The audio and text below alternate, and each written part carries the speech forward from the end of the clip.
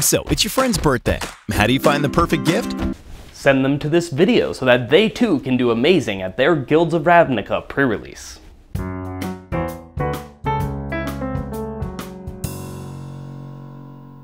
Welcome to the MTG Degree pre-release guide for Guilds of Ravnica. We're going to go over commons and uncommons today because that's what you're going to open the most of and where a lot of your decisions are going to lie. Now, I'm not going to spend too much time talking about other stuff. Let's just jump right into it because we got a lot to talk about. For lands in Ravnica, we've got the Boros, Dimir, Golgari, Izzet, and Selesnya guild gates, as well as Gateway Plaza.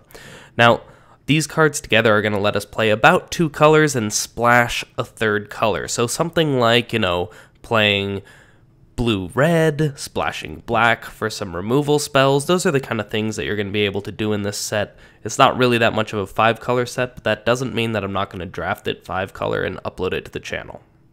In terms of artifacts, we start with Rampaging Monument. Now, this looks very unassuming, but it should basically go in every single deck that you make. It's very good. It's just 1 stat below what I'd want, but after you cast 1 spell, it's right on par with the multicolored spells, and after that, it's complete gravy. Now, the other artifacts that I wanted to talk about were all of the lockets. Now, the locket cycle is interesting because not all of them are made equal. The Boros one is the worst locket since these 2 colors are both wanting to go pretty fast on average. So taking time off to cast this locket is not really what you want to do. Lockets are strongest when you are using them to cast your off-color cards. The Dimir guild is fantastic, starting with Darkblade Agent, Dimir Spybug, and Whisper Agent.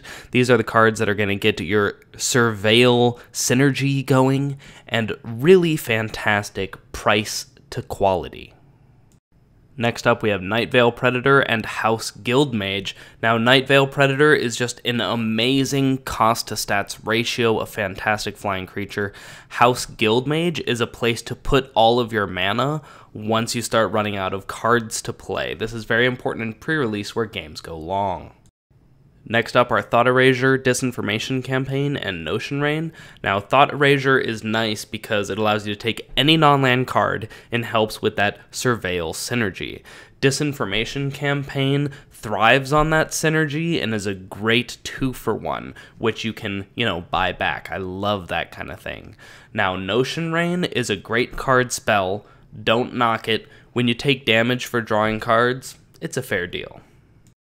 Next up, we have Discovery Dispersal and Artful Takedown. Now, Discovery Dispersal, you can do the Discovery side if you're needing to smooth out your draws in the early game, but Dispersal is really nice. When their hands are empty, you take their biggest creature and it basically kills it because it bounces it and then they discard. Artful Takedown is interesting because the tap target creature is not that important. The second mode is a big deal though. -2/-4 is basically -4/-4. It just looks strange, but it's going to kill almost everything, so the -2 on power is essentially meaningless. Fresh-Faced Recruit, Boros Challenger, and Sky Knight Legionnaire allow us in Boros to start out our ground pound, and these are simple, cast them, turn them sideways, smack them in the face type cards. Legion Guild Mage and Truefire Captain are our next 2 cards. Now the Guild Mage, just like the previous Guild Mage, is great for that late game where you run out of cards, you have a bunch of mana, this is where you put it. Truefire Captain is just a fantastic aggro card, another one of those ones that you just turn sideways. Next up, we've got Justice Strike and Integrity Intervention. Now, Justice Strike is just a plain old removal spell. It doesn't work on everything, but it is cheap, and it's going to work on a lot of creatures. Integrity Intervention. Integrity is great when you're getting the aggro on and all you need is a pump spell. Intervention in the later game can just move stuff out of the way, or just hit them in the face. It's any target, so this is a great secondary mode. Centaur Peacemaker, Conclave Cavalier, and Rosemane Centaur start off our Selesnya bracket, with Centaur Peacemaker and Conclave Cavalier making sure that you do not get run over as you get more and more mana out to cast your big spells. Conclave Guildmage and Ledev Champion are our next 2 creatures. Now the Guildmage, same reasoning as the other Guild Mages, and Ledev Champion is just ridiculous. You can either give him like a pseudo exalted type effect, or you can just pump mana in and get creatures out. A sweet deal either way. Somala Woodshaper and World Soul Colossus are our next two cards. Now the Woodshaper is one of those sweet 2-for-1s. You get a creature, you get another card, great. Our other card is World Soul Colossus, which is outrageous. Even just casting it regular, you can get it pretty darn big. But with Convoke, this thing can be absolutely enormous. Crackling Drake, Weed Dragonauts, and Goblin Electromancer are our next cards. Now the Drake will reward you for casting instant and sorceries, and Dragonauts will as well. The Drake I love because it draws you a card as it comes into play. That is so busted. Electromancer will give you cheaper casting costs on all your instants and sorceries, which is fantastic when that's what you're trying to overload on. Our next card is League Guild Mage. This, with all the other Guild Mages, is great on spending your mana in the late game, and this one just straight up draws a card. That's a fantastic effect. Our next two cards are Hypothesizzle and Beacon Bolt. Hypothesizzle is fantastic. Drawing two cards, I'm always into that. And then you have the optionality. You don't have to discard a card in order to deal the 4 damage, but if you do, trading a card for a removal spell is probably what you want to do. Now with Beacon Bolt, discarding a land card in order to get to cast this a second time is incredible value. This card might be almost a little too unfair. Glowspore Shaman and Golgari Find Broker are our first cards in Golgari. The Shaman is fantastic because you get a 3/1 for 2, which is fine, respectable. But if you feel like you might miss land drops and you want to develop further, then you can take a land, put it on top of your deck. Awesome. Most of the time, though, you probably won't, and it'll just be a 3/1 for 2. Now, Golgari Find Broker is find broken. It's got a very fine body on its own, and getting back a creature card from the graveyard is always an awesome ability. Pitiless Gorgon, Okran Assassin, and Swarm Guild Mage are our next cards. Now, Death Touch is very annoying, hence the first two cards.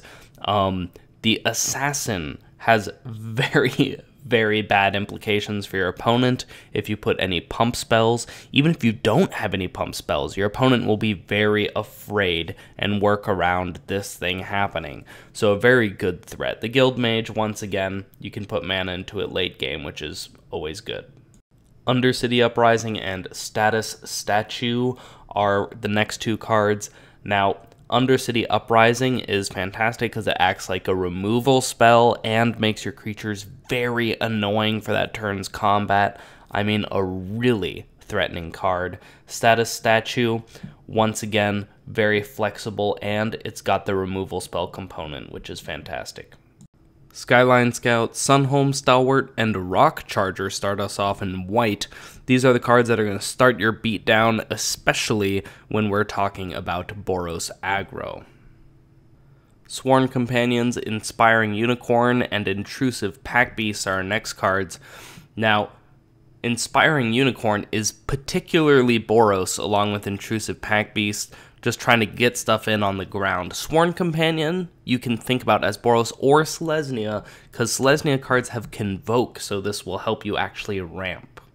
Next up, we've got Hazda Marshal, Healer's Hawk, and Hunted Witness.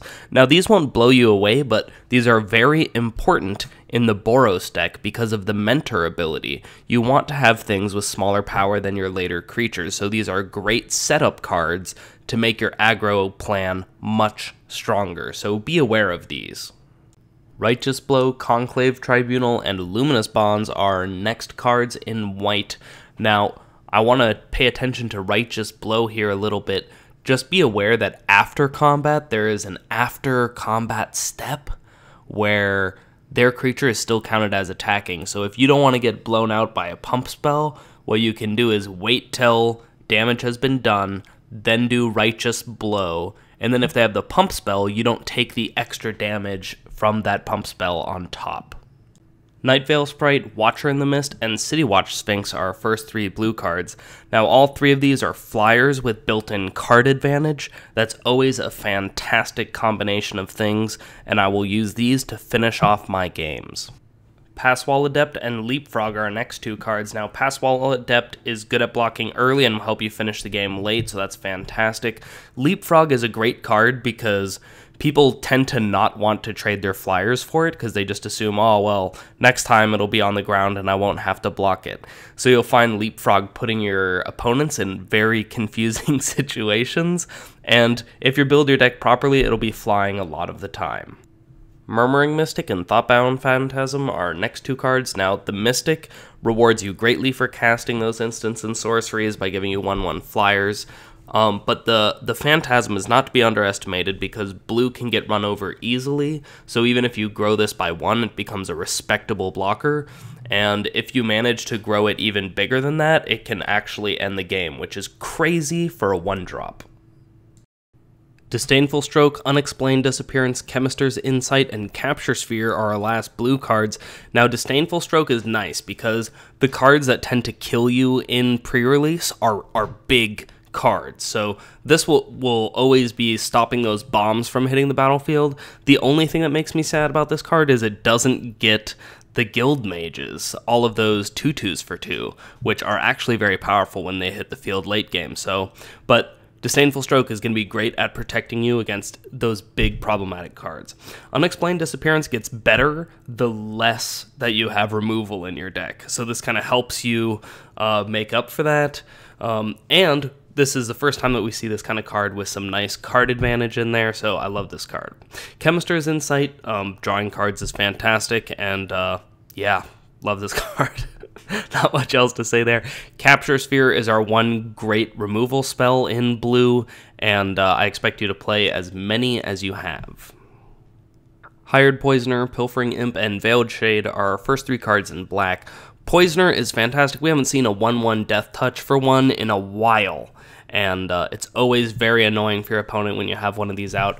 Pilfering Imp I like because you can play it early, and then when your opponent is getting to something where they could cast something substantial, you know, like 5-6 mana, then you can activate it, take their great big thing, and get your value that way.